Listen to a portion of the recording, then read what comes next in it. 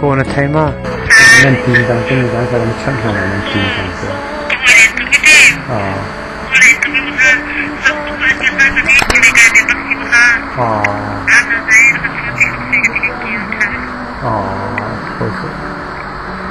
nó đâm con cô tôi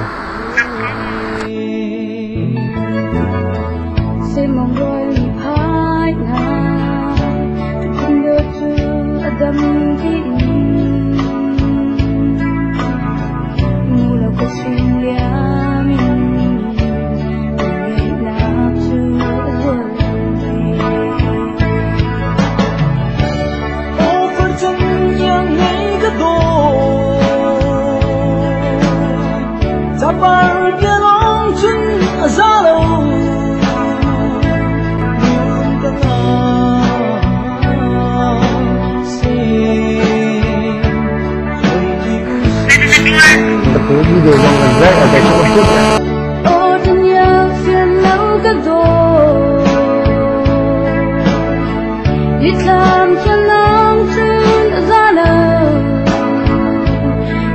Hello, vấn đề cô là thấy mà nên tìm rằng cái người ta sẽ làm sẵn sàng nên tìm rằng cô.